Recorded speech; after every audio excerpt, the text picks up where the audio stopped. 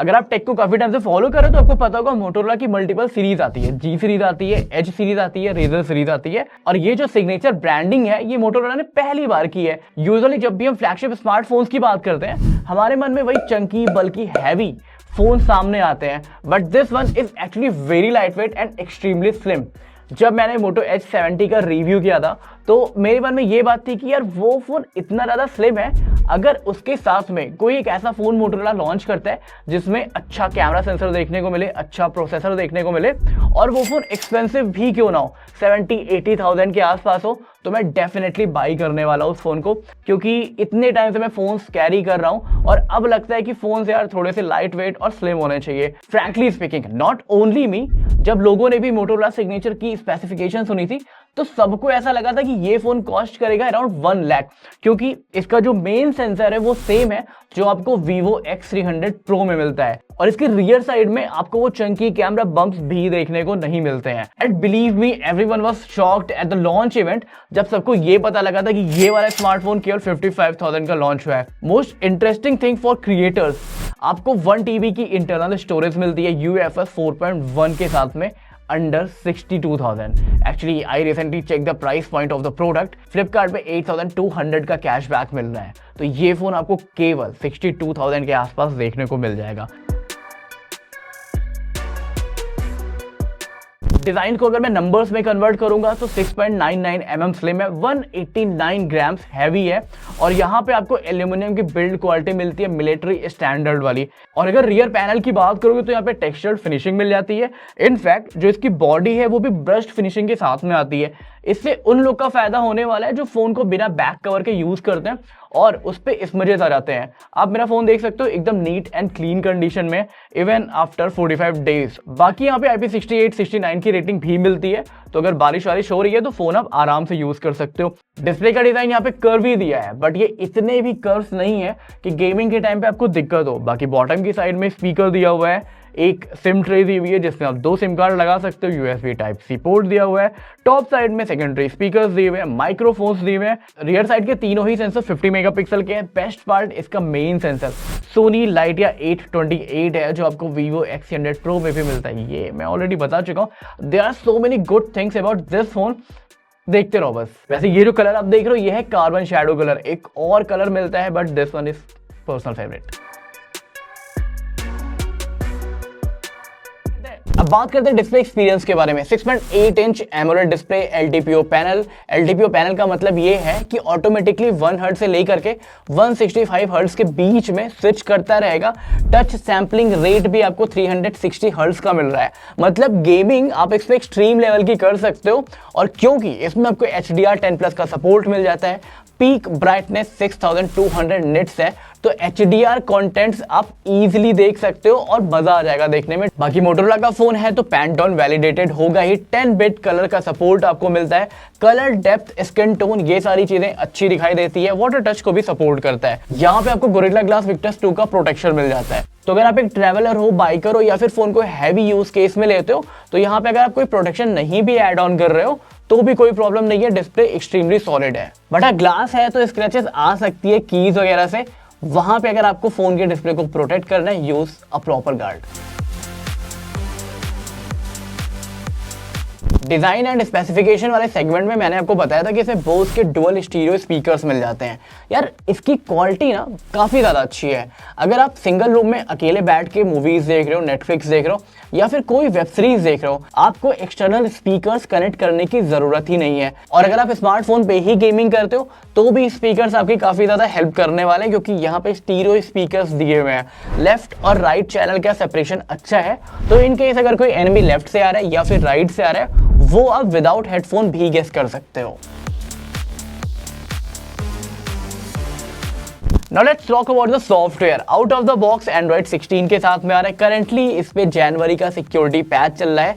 According to resources इस पे 7 years of Android update और 7 years of security update है। And now I personally believe that Motorola Signature is not just a phone trying to compete, it's the topper of the classroom. Moto UI का एक benefit मुझे ये लगता है कि ये क्लोज टू स्टॉक एंड्रॉइड होते हैं, साथ में आप इनको हाईली कस्टमाइज कर सकते हो। एट द सेम टाइम यहाँ पे कुछ प्रीलोडेड एप्लीकेशंस भी मिलती है, तो उसको या तो आप डिसेबल कर दो या तो फिर आप उसको अनइंस्टॉल कर दो। अब क्योंकि ये एक सिग्नेचर सीरीज का फोन है तो इसमें Motorola signature application pre installed मिलती है, जिसके मल्टीपल बेनिफिट्स हैं, जैसे ट्रैवल एक्सपीरियंस करना है, गोल्फ एक्सपीरियंस करना है या फिर डाइनिंग एक्सपीरियंस है, तो इन सारी चीजों को आप एक्सक्लूसिवली एक्सेस कर सकते हो। And trust me, Moto UI is not just a software, it's a complete package of experiences. अब बात करते हैं परफॉर्मेंस के बारे में कि 2026 के फ्लैगशिप से हम कितना एक्सपीरियंस कर सकते हैं। ये फोन आता है 3 नैनोमीटर बेस्ड स्नैपड्रैगन 8 Gen 5 के साथ में, जिसको यहाँ पे पेयर किया डेडिकेटेड AI इंजन के साथ। और मेरे पास जो यूनिट है ये 16 GB रैम और 1 TB इंटरनल स्टोरेज के साथ में आता है। ओवरऑल अगर आप एक पैकेज देखोगे तो अगर आपको गेमिंग के लिए एक फोन चाहिए या फिर हाई लेवल की एडिटिंग के लिए एक फोन चाहिए तो आप मोटोरोला सिग्नेचर ले सकते हो। कोई भी यहाँ पे लैग देखने को नहीं मिलता। I am personally using Insta360 X5 जो 8K रिजोल्यूशन तक की वीडियो शूट करता है, 11K रिजोल्यूशन में उसका टाइम लैप्स है और उसकी सारी वीडियोस ये इजीली हैंडल कर लेता है। तो परफॉर्मेंस डेफिनेटली यहाँ पे नेक्स्ट लेवल रहने वाली है। Now let's talk about the camera quality. As a travel enthusiast, I capture so many pictures. तो मेरे लिए फोन का कैमरा अच्छा होना बहुत ज्यादा इंपॉर्टेंट है। अच्छी चीज क्या है कि इसमें आपको लेटेस्ट कैमरा सेंसर्स देखने को मिल जाते हैं और इस फोन का ऑप्टिमाइजेशन भी काफी अच्छा है। सपोज अगर आपने कोई फोटो कैप्चर की है, उसका एंगल प्रॉपर नहीं आया या फिर आपसे वो फोटो अच्छी क्लिक ही नहीं हुई, कोई दिक्कत नहीं है, इसका सॉफ्टवेयर उसको भी इजीली हैंडल कर लेता है। इस फोन पे लिटरली आपको 8K रिजोल्यूशन पे डॉल्बी विजन का सपोर्ट मिलता है। आई मीन HDR कंटेंट्स भी अगर आप शूट करना चाहते हो इजीली कर सकते हो। बाकी 4K 60, 4K 120 FPS का तो सपोर्ट है ही। पहला ऐसा फोन है इस रेंज का जिसका मुझे फ्रंट फेसिंग कैमरा ऐसा लगा कि अगर मैं आईफोन को डिच करके ये फोन ले रहा हूँ फॉर व्लॉगिंग तो भी कोई दिक्कत नहीं है। मैंने पर्सनली अपनी BMW 310R की मल्टीपल वीडियोस इससे शूट की है।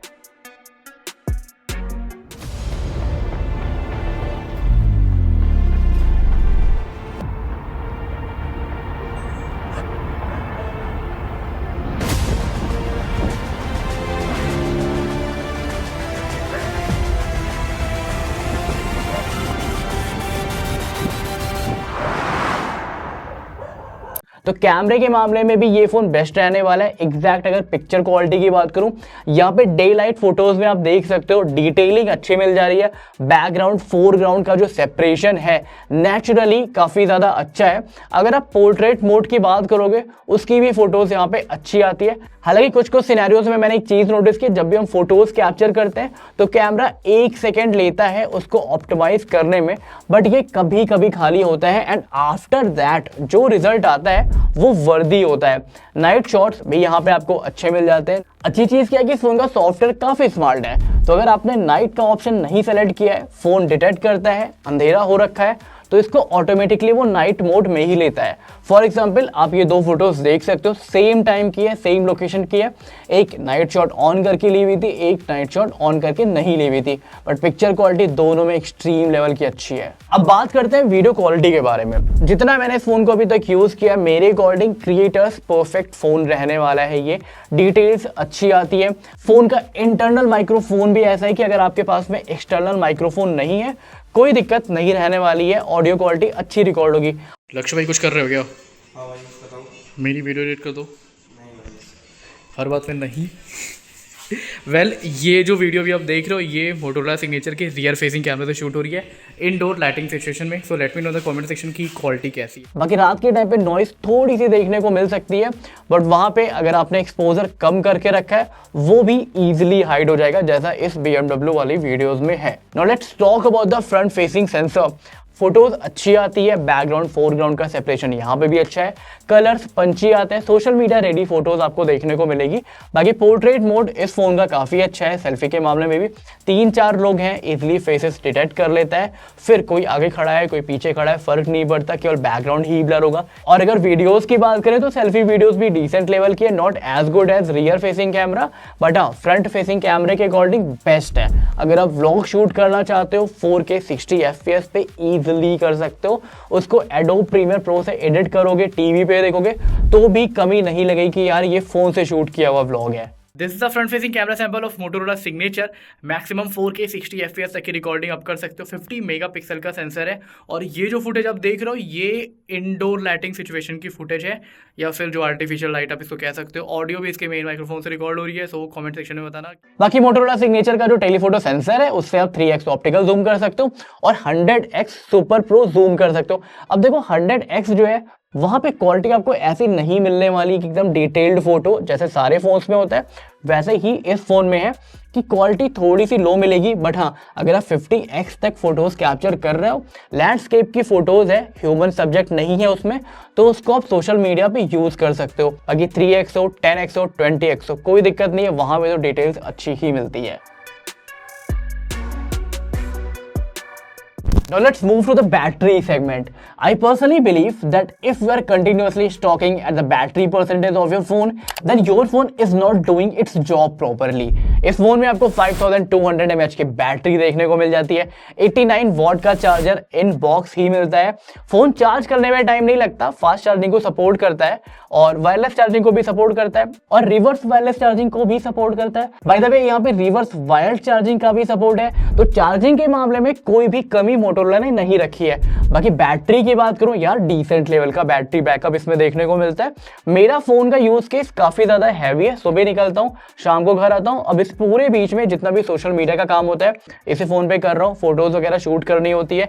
इवेंट्स में मैं अगर जा रहा हूं यही फोन लेकर के जाता हूं वहां की वीडियो शूट करने के लिए। कभी ट्रैवल के पर्पज से कहीं गया हूं तो बाइक पे मैंने सेम फोन माउंट किया है। ओवरऑल एक्सपीरियंस बैटरी का अच्छा है।